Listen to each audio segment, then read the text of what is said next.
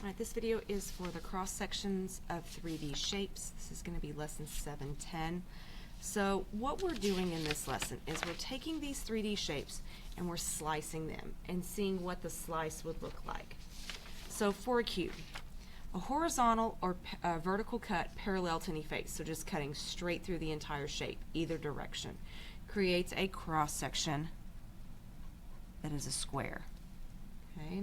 A cut that removes a corner creates a cross section that is a triangle. So if I would take and I would slice that corner off there, when I looked at the piece, the flat piece would be a triangle. A cut that removes an edge. So if I wanted to cut this edge off, if I wanted to cut through, imagine slicing through at an angle like this, would create a rectangle.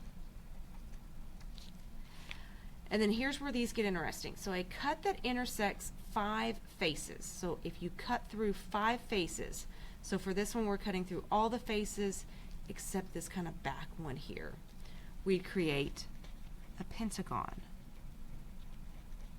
So if you notice, here we're cutting through 3 faces and we're getting a 3-sided shape. Here we're cutting through 4 faces and we're getting a 4-sided shape. Here we're cutting through 5 faces and we're getting a pentagon. So the number of faces that you cut through is the number of sides of the cross section. And so if I cut through 6 faces, I would get a hexagon. So a rectangular prism is really similar. All the cuts are going to create the same pretty much. The only difference is if we cut perpendicular to the square base, we would get a rectangle. If we would cut parallel to a square base, we could get a square. That depends on what type of rectangular prism you have. Okay? If all the faces are rectangles, then both these cuts are going to be rectangles. But again, if we cut off a corner, we're going to get a triangle. If we cut an edge, we're going to get a rectangle. And then if we cut 5 faces, we get a pentagon. And if we cut 6 faces, we get a hexagon. Okay, cylinders. Say we take a cylinder and we cut it. So if we cut parallel to the circular base, meaning we're like cutting through the middle of this, think of this like a can, and I'm cutting through the middle of the can, I would get a circle. All right, if I cut perpendicular to the base, okay, so if I cut, think about cutting the can height-wise, your cross section is going to be a rectangle.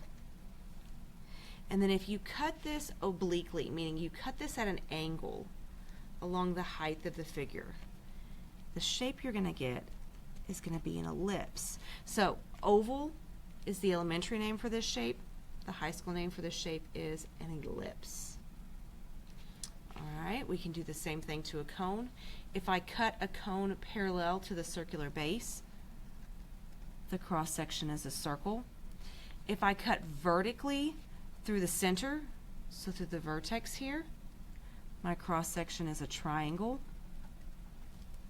If I cut obliquely, so again at an angle, I get an ellipse.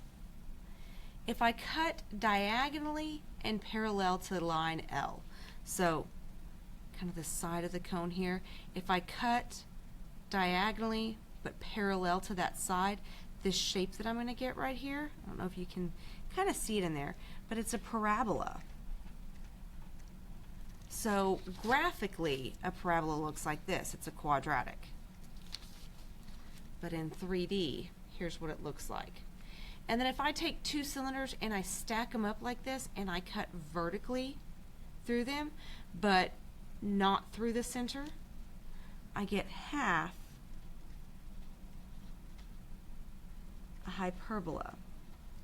So this is both pieces. So this is if I cut through 2 cones. A hyperbola, again on a graph, looks like this. So if I only cut through 1 cone, I'm just going to get this piece. But if I have 2 identical cones stacked up and I slice down, I get a full hyperbola. And then we've also got pyramids. So square pyramids have a square base. So if I cut parallel to that square base, my cross section is going to be a square. If I do a vertical cut through the center, I'm going to get a triangle.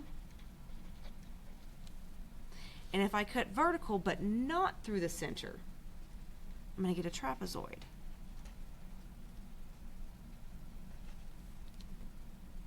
And then finally a sphere. It doesn't matter how you cut through a sphere. The cross section of a sphere is always going to be a circle. So that's it for this set of notes.